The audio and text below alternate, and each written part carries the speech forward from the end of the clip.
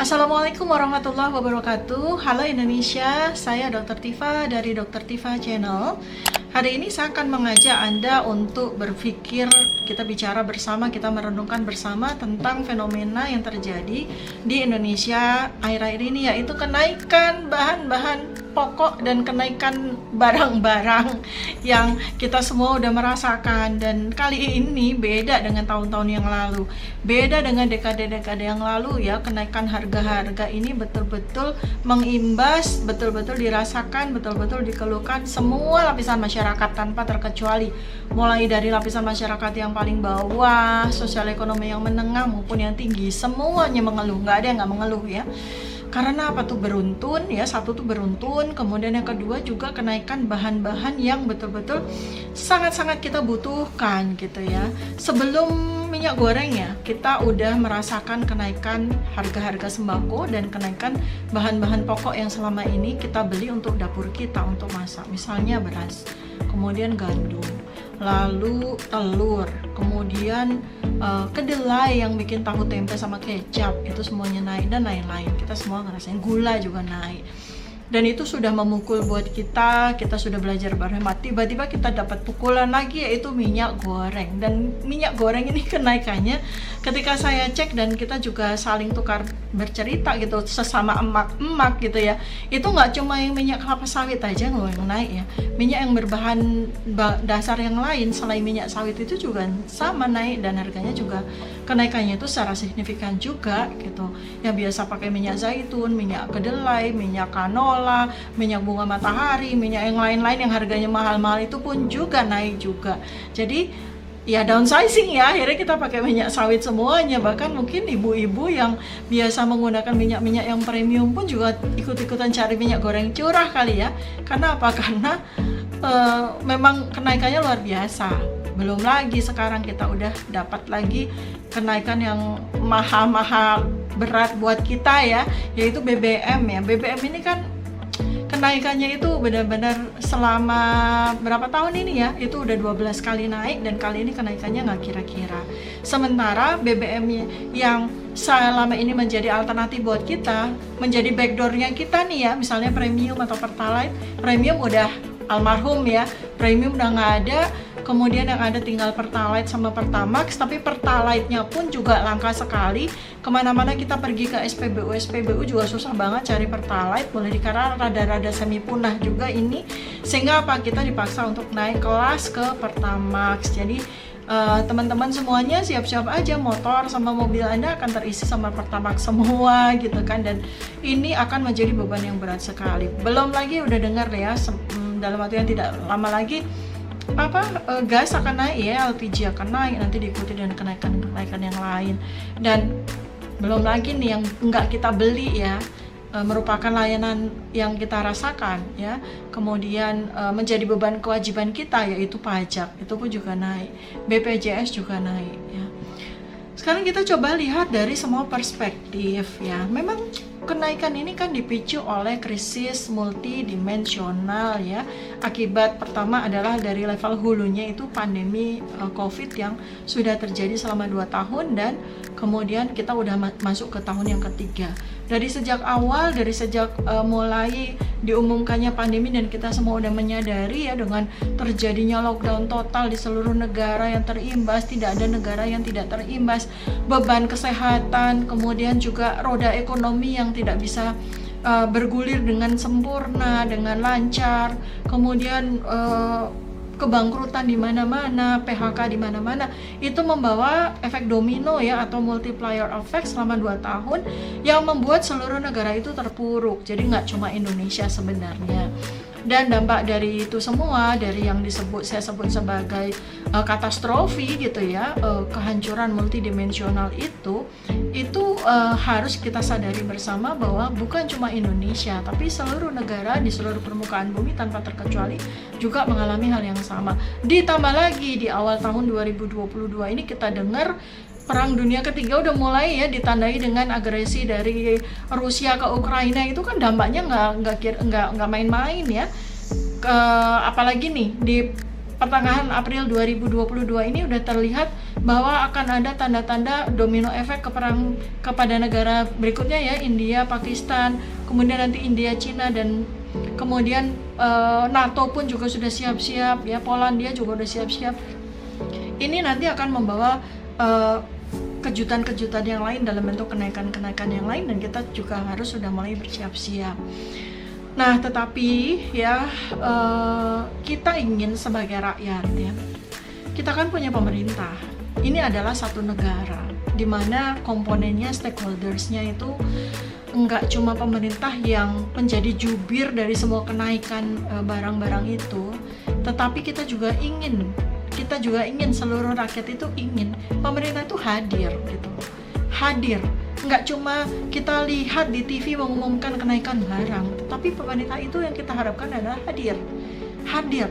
Memberikan informasi, memberikan pengetahuan kepada seluruh masyarakat bahwa karena ini adalah krisis multidimensional yang terjadi karena berbagai macam faktor, enggak cuma pandemi, tetapi kemudian tambah lagi dengan perang yang terjadi, kemudian juga krisis multidimensional, multiplier effect, enggak cuma ekonomi tapi juga beban sosial, kemudian kesehatan, pendidikan, kemudian politik dan seterusnya yang mengenai ya, memengaruhi seluruh dunia. Maka efeknya atau imbasnya itu adalah kenaikan harga-harga. Nah, lalu kehadiran yang kedua adalah ya kita pengennya diayomi gitu loh. Diayomi itu gimana sih? Ibarat kata tuh satu keluarga yang terdiri atas orang tua dan anak-anak gitu. Anak-anak itu diberi edukasi bahwa situasi sekarang ini tidak baik-baik aja. Kemudian juga kita harus berprihatin, kita harus berhemat. Kenapa itu bisa terjadi gitu kan? Anaknya mesti tanya sama orang tuanya. Iya, karena ada krisis yang besar sekali yang terjadi sekarang ini. Terus apa yang dilakukan? Ya, ayah sama ibu akan berusaha, akan berjuang keras bagaimana supaya hidup keluarga kita ini nggak sampai hancur gitu, kita nggak sampai kolaps gitu. Caranya gimana? Ya caranya nomor satu, kita mesti cari nih pemasukan sebanyak mungkin. Bagaimana nanti ayah sama ibu akan bekerja lebih keras lagi supaya ada pemasukan. Mungkin kita akan buka lapangan akan coba-coba bisnis baru atau coba-coba usaha-usaha baru supaya pemasukan keluarga itu bertambah dari nggak cuma dari saluran satu aja, nggak cuma dari gaji, nggak cuma dari selama ini mungkin berdagang gitu ya, tapi kita punya pos-pos baru yang ayah sama ibu yang akan pikirkan itu gitu. Lalu yang apalagi yang dengan situasi yang krisis seperti ini apalagi, ayo kita prihatin sama-sama yuk gitu ya. Yang biasanya ibu tuh siapin makanan macem-macem ya pada waktu buka sama sahur, kali ini ibu mesti siapinnya cuma lauk sama sayur sama buah yang sederhana aja tapi tetap enak gitu. Nah itulah ya pengayoman seperti itu yang diharapkan oleh rakyat kepada pemerintahnya gitu loh. Pemerintah itu harus hadir sebagai orang tua, yang memberikan pengayoman. Lalu analoginya dengan situasi keluarga tadi seperti apa? Sebenarnya simple ya. Pemerintah kasih tahu rakyat sekarang ini krisis multidimensional. Anda kan juga lihat ya di media maupun di sosial media bahwa sudah terjadi pandemi, ada krisis multidimensional yang melibatkan semua pihak, kemudian terjadi krisis nggak cuma di Indonesia tapi juga di seluruh dunia, baik negara yang produsen maupun negara yang konsumen semuanya kena gitu kan, dan kita ini dalam kondisi yang betul-betul ada di bawah gitu. Nah lalu apa yang mesti kita lakukan? Ayo kita sama-sama dalam kondisi yang bertahan seperti ini, kami akan coba untuk cari peluang-peluang supaya negara itu nggak kolaps. Kami akan coba cari peluang. Apakah kita akan memperbesar potensi ekspor kita gitu, barang-barang apa yang nanti akan bisa kita jual sebagai ekspor. Kita akan data, bisa nggak kita akan bikin penyesuaian harganya sehingga kita mendapatkan harga yang lebih baik kepada buyer, kepada negara yang akan membeli hasil ekspor kita. Kita mungkin juga bisa kepada sektor-sektor yang memang menjadi sektor utama kita, sumber daya alam. Kita bisa genjot lagi produksinya, misalnya seperti itu ya. Timah kita, minyak kita, gas kita, batu bara kita, semuanya kita data nih menteri-menteri yang berkecimpung di situ ya. Mungkin perikanan kita, kelautan kita, coba kita genjot produksinya gimana. Bisa nggak kita genjot 1,5 kali lipat sama 2 kali lipat gitu kan, sehingga negara bisa dapat pemasukan tambahan dalam masa krisis seperti ini ya. dan bukan kemudian membuat rakyat menjadi solusinya gitu loh. Nah, ini yang kemudian menghantam beban benak kita gitu loh, karena pemerintah punya kesulitan seperti itu. Pemerintah itu nggak disclose, nggak kasih tahu rakyat yang sesungguhnya terjadi seperti apa, tapi kemudian pemerintah membuat solusi di mana rakyat yang akan jadi sumber solusi itu. Apa itu? Naik lagi pajak, naik lagi BBM, naik lagi BPJS, naik semuanya, sampai haji pun, ongkos naik haji pun naik. Jadi kita nih rakyat yang lagi kembang kempis, yang sedang hancur seperti ini, yang lagi susah payah seperti ini, kita dikasih beban lagi sama pemerintah gitu loh. Inilah yang terjadi, inilah situasi unfairness, situasi yang kita nggak ngerasa seperti punya orang tua gitu loh. Kita seperti nggak merasa punya pemerintah yang harusnya bertindak sebagai orang tua yang mengayomi dan memberikan perlindungan kepada rakyatnya. Bahkan kita malah seperti jadi sapi perahnya pemerintah gitu loh.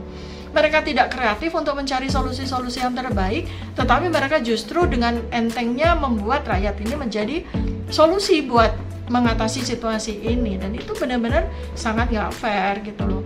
Jadi kita ini udah setiap harinya kita terkejut dapat berita-berita kenaikan ini dan ini dan ini dan ini, lalu solusinya itu seperti sangat-sangat remeh gitu kan.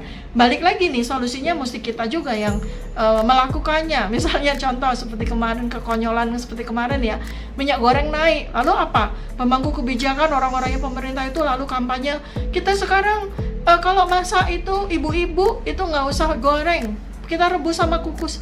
Nggak usah diajari, rakyat udah tahu harus gimana. Kalau yang kayak gitu-gitu tuh kita udah katam pelajarannya. Kalau kita nggak sanggup beli minyak goreng, kita pasti akan secara kreatif itu akan mencari cara bagaimana memasak dengan hemat kan gitu. Jadi nggak usah harus didemo-demoin masak merebus sama kukus. Kita udah lebih pinter daripada yang demoin ya kan. Rakyat emak-emak itu sudah lebih pinter, udah lebih jago di dalam mengantisipasi itu. Yang kita butuhkan adalah pengayoman, pengetahuan yang cukup, disclose. Pemerintah harus jujur kepada kita.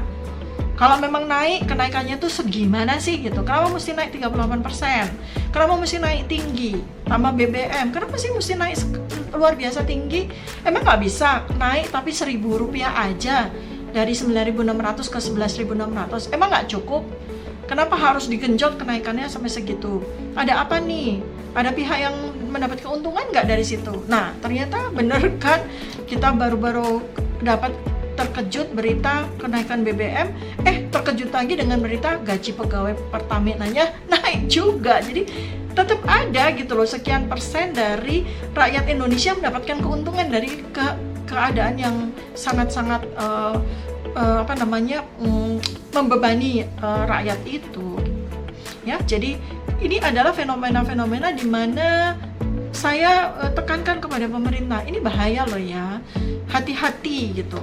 Presiden kan sukanya bilang hati-hati. Nah, saya sebagai rakyat, saya bilang, pemerintah, presiden, hati-hati ya. Jangan memberikan beban yang terlalu berat kepada rakyat yang nggak bisa ditanggung, sementara Anda sebagai pengayom, ya, sebagai pemangku kebijakan tuh nggak hadir. Hadirnya cuma kalau ngasih pengumuman aja gitu. Kita nggak butuh pemerintah jadi jubir, enggak. Kalau mau mengumumkan, tulis aja di koran, tulis aja di sosial media, selesai. Nggak usah harus hadir dengan upacara mengumumkan kenaikan-kenaikan, nggak perlu. Yang kita butuhkan adalah Anda naik panggung, bicara, ya, entah itu presiden, entah itu menteri, entah itu pejabat yang terkait, bicara, saat ini rakyat, ayo kita bersama-sama menerima kenaikan-kenaikan ini sebagai suatu kenyataan yang terjadi tidak hanya di negara kita, tapi juga di seluruh dunia. Lalu langkah-langkah apa pemerintah yang akan dilakukan? Gak usah khawatir, kami sedang berjuang untuk mencari solusi-solusi supaya tidak menjadi beban rakyat. Kan gitu yang kita butuhkan. Walaupun ternyata solusi itu gak berhasil, gak ada masalah. Kayak anak juga kalau ngeliat orang tuanya kesana kemari cari penghasilan yang lain untuk memenuhi kebutuhan keluarga, gak ada masalah kalau gak berhasil. Karena anak itu akan mengerti yang lebih dari yang diinginkan itu adalah usaha. Usahanya tuh gimana gitu. Usahanya tuh gimana sehingga kita merasa aman melihat pemerintah berjuang keras untuk rakyatnya. Dan kali ini saya mesti mention, kali ini saya mesti underline, saya kasih stabilo merah kepada pemerintah bahwa krisis multidimensional ini nggak berhenti hanya dari kenaikan minyak goreng sama BBM. Ini akan berlanjut, kenaikan gas, kenaikan segala macam. Kemudian terjadi apa? Penurunan nilai tukar rupiah, dan kita ini udah menjadi mata uang yang paling jelek nomor 3 di Asia. Itu sangat-sangat memalukan, karena itu memang imbas domino efeknya tuh seperti itu. Lalu apa yang dilakukan pemerintah? Ini yang kami butuhkan ya teman-teman. Mudah-mudahan Anda juga merasa punya wakil ya, saya bicara atas nama Anda, dan beberapa solusi yang saya sampaikan juga kepada pemerintah ya. Tolonglah Anda berusaha, ayomi kami, berikan kepada kami bimbingan supaya kami juga siap secara mental dan fisik ya, untuk bisa menghadapi ini semua bersama-sama dengan kita. Demikian, Assalamualaikum warahmatullahi wabarakatuh.